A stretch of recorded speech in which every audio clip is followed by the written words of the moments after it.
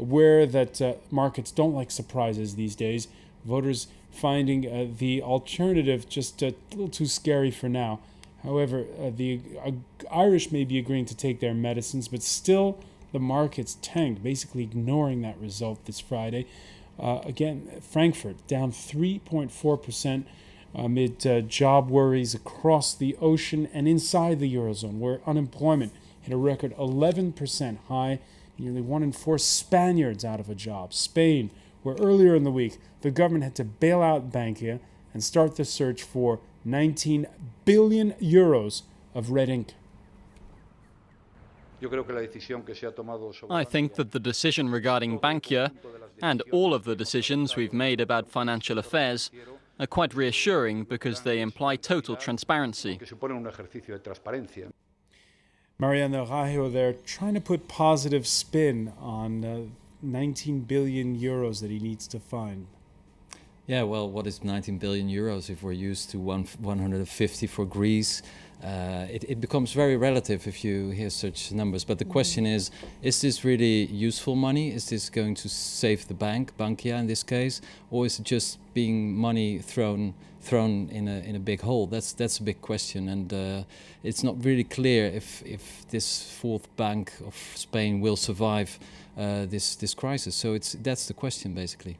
It really feels like the tailspin is growing. It doesn't look good. I must say, the Irish, it's, we're not looking for intelligence from the market. So the fact that they did not react to the Irish vote, which was not a narrow majority. I mean, over 60% of people saying, yes, we're willing to, do what it takes to get back within guidelines. That's very impressive. And that also shows that Greece, in many ways, is quite exceptional within Europe.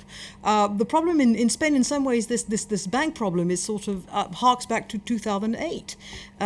So they have at the same time a liquidity system and a systemic threat at the same time that they've got all the economic crisis that we are going through. Our banks no longer have this at the moment.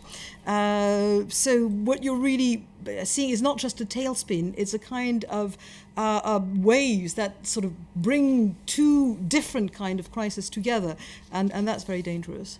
And with the euro now trading under $1.23 this Friday, the president of the European Central Bank sending a stark and unequivocal message to Europe's politicians. That configuration that we had with us by and large for 10 years, which was basically considered sustainable, I should add, in a perhaps myopic way, it's been shown now to be unsustainable unless further steps are being undertaken. Vivian Wald, if that's not a wake-up call, I don't know what is. It is, but in a sense also you have a lot of economic analysts now, and I've just been reading a couple of reports that came out today from various economic think tanks around Europe saying, the problem with statements like this from Mario Draghi and so on is that you have a lot of blame going around, and instead of which you should be really kind of boosting the Eurozone psychologically, and that fear and panic has sort of crept in and becoming a real economic factor. Let me ask you about this, Stefan de Vries, because you were in Brussels earlier this week to record a radio program, and it seems as though you're getting these sort of parallel messages. Some people saying, wake up, it's now or never. And then others, like we heard José Manuel Barroso, the president of the European Commission, saying what positive steps there have been this week, and again, putting the positive spin. It must be confusing when you're there. Yeah, it's very confusing. A lot of people are very depressed, and the others, they say, no, it's very good. Europe has always been constructed by crisis, so we're on a good way. So are they in denial, or do they have a point? I think they have a point, but that's because maybe I am in denial. I don't know. No, I'm very optimistic about the European Union and on the Eurozone as well. But we have to realize that we cannot continue like this because the whole way the European Union is constructed doesn't work anymore. But we don't have the real political will to change this, in spite of all the very nice sentences being said by Barroso, but also by all the other European leaders. But nobody really dares to go there where nobody dares to go, and that's a federation.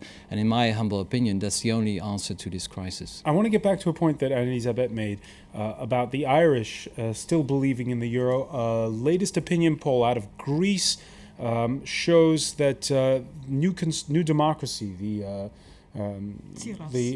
right of center party, is now in the lead, a pro-Euro party. There's still, despite all of this, a lot of people in Europe who believe in the common currency.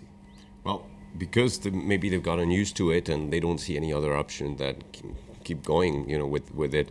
But to go back to the question, the central question of of the Eurozone and of Europe at large is whether the European Central Bank is willing to step in and do his job. And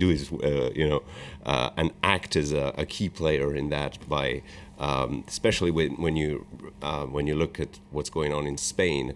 The Financial Times was reporting that about, I don't remember exactly the sum, but an incredible number of people are pulling the money out of the bank Huge capital flight. In proportions that were never seen before.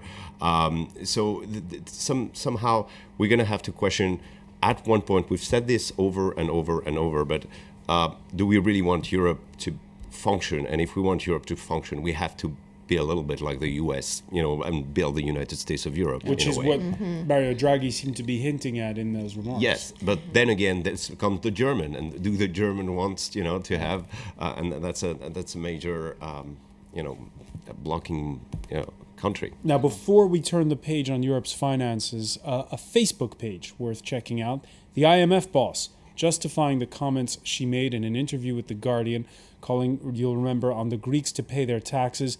More than 38,000 comments on her rebuttal, but only 2,000 odd likes.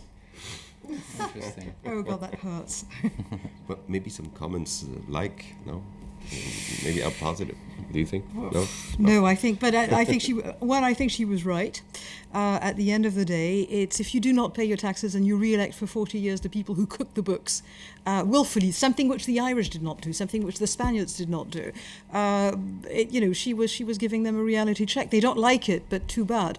The other thing is, I don't know whether we should worry so much about the euro going down opposite the dollar. It might help us as long as we do not try and inject money for consumption. In which case, it will be a disaster because what we'll buy abroad will be even more expensive. But if we reinvest and try to export, it will actually help us. Well, the European Union has a positive budget balance, commercial balance, so it's actually good news. And nobody seems to remember the fact that exactly 10 years ago, the dollar was 0.8 dollar cents. So that's 50%. 50%. Yeah, me too, because I was studying in the US at the time. But that's 50% below today's level. So nothing. There's no reason to worry. Before we go, there's no reason to worry. I'm reassured if Stefan de Vries says it. Before we go, let's leave the turbulence of the euro area and move to the more pastoral setting of the preparations for toasting the continent's longest-serving head of state.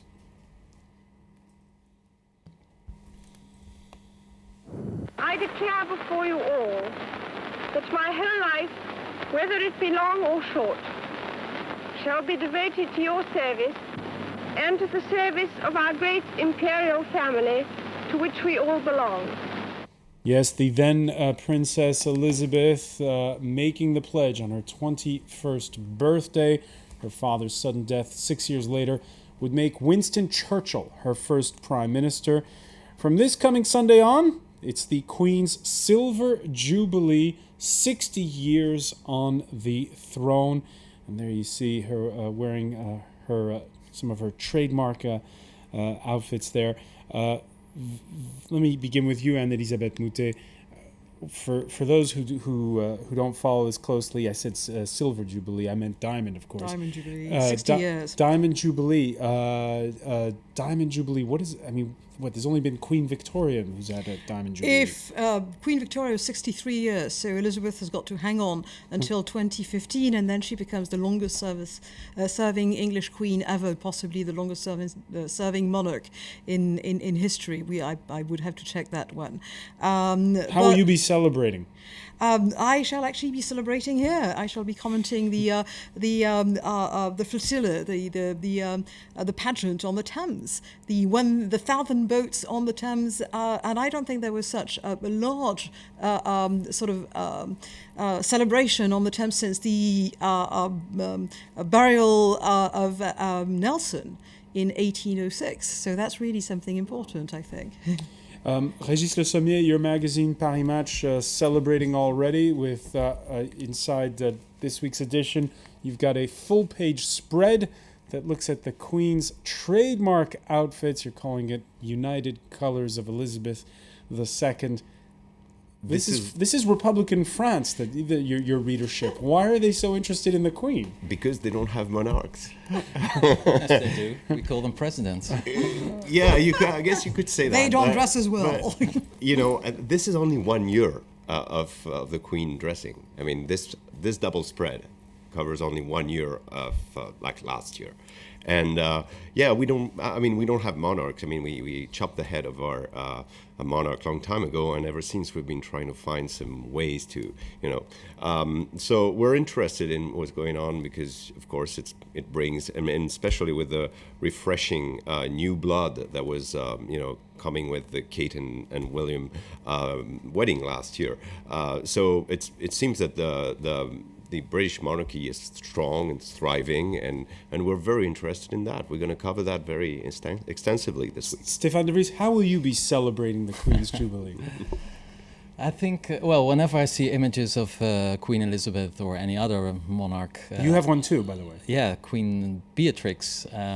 I can't help to think that what a wonderful invention the French made with the guillotine. I think it's. I'm really appalled by monarchies, and I think it's an absolute shame that it still exists in the 21st century. And vive la République! I would say the English were much more Republican 20 years ago, and that's nonsense. Every now and then, whenever somebody made a Republican statement, people said, "Oh, you want President Blair," at which case everybody was sort of recoiled in horror and decided that after all, having somebody who does all the ceremonial stuff and embodies the country and has no political interest, has none of the politicking and trafficking and doings and financial murky bebusinesses and sort of shady friends, and they decide that after all a monarch with pink hats is much better. I'm saying she's extremely useful. It means that none of the heads of government in Britain are the head of state, and it means that they do not think that they've got all the power. I mean, look at French presidents. Frankly, it's not necessarily a good example. We can send them away every 5 years, like and we do now. Yeah, and we do. Vivian Walt, what Elisabeth Moutet is saying is, even though she's not a politician, it is a political office. Well, that's true, and my God, what an incredible rebranding strategy the royal family has had. I mean, since those days of Diana and, her incredible confessions of what went on inside the palace and, how really disliked they were. What went on inside the mind of Diana, because she didn't say anything really horrendous. Well, that's true, but their tax problems and, the Queen really did play some role in turning around the image of the royal family dramatically. I think, the tobacco companies should be studying the royal family as to what they've done right. It's really quite remarkable. Interesting that you mentioned that. 10 years ago, there was the Golden Jubilee. But actually, people don't talk about that much. If, in fact, royal anniversaries are benchmarks, there seems to be a lot more comparison. You can see images of it there. Her Silver Jubilee, 1977. And Elisabeth, the reason people, when they're looking at this Diamond Jubilee, they're thinking back to 1977 and not to 10 years ago. Is it because 10 years ago there was the specter of still the remnants of the bad blood left over after the tragedy of Princess Diana? And I also think, strangely enough, that when you have that kind of ceremony in the midst of an economic crisis, which was the case in 77, and it was just before the winter of discontent. It was at the time when there were strikes, there was a 3-day work week in Britain, etc. And in many ways, again, the Queen is this unmoving politician. She doesn't get a bonus, a stupid bonus at the end of the year. She's not getting her friends. She gets a bonus every day. I mean, she's paid by the taxpayer. Do you know how much she costs? She costs something like 60. It's too much, even if it was £1. Less than it's she too costs much. something like €5. So it's not about about the money. year. It's not about the money. It's the fact that she's Yes, not it elected. is. You talked about money. No, so you it is started. about the You money. started about the money. No, it's she has to leave. Simply, it has to be no monarchies anymore in the whole wide world. That would be a very nice project for the United President Nations. Cameron, Maybe we can send Cameron. Kofi Annan to help the Brits to get rid of this monarch and this Oh, well, he comes from the regime. Commonwealth, actually. He's a Kenyan. Yeah, well. So Ghanaian. Well, And not- raised and not in a- the Commonwealth. You know, I was raised in South Africa, and my parents every year would listen to the Queen's address and at Christmas. You know, we were thousands of miles away, and somehow this woman held some sort of mythic, stature in our household. And this is somebody who's got a sense of duty that is quite visible, even by people who say, I'm a Republican, but I respect the If she has a Queen. duty, let's get her a job, a real job. I mean, Régis Le Sommier, final word on this. Yes. Will you be watching the pageantry come Sunday? Oh yeah, yes, definitely. I mean, I'm very interested in that. I mean, I'm intrigued in many ways how the British functions. I mean, I do respect a lot of British culture, sense of humor, and all that. But I'm always I think the monarchy in England is a way for them to feel like that, like you said, you spoke about South Africa, the Commonwealth, that those principles are still there. Even if England is a small nation today, even if England is rainy, grey, and boring sometimes, they have this thing which is, which they've been able to keep for, over 1,000 years, and we don't have this. That's why sometimes we look at this with we're a little jealous on that, and that's why sometimes our president act like monarch, because maybe that's the trend and that's how it should be. And but I think it's important, and I think symbolically it tells a lot about the British culture. Yes. And from Sunday we'll be watching it with Anne-Elisabeth Moutet. I want to thank you, Régis Le Sommier, Anne-Elisabeth. Also want to thank Stéphane De Vries and Vivian Walt. Thank you for being with us here for The World This Week. Stay with us. Coming up next, Will Edwards will have all the latest business news.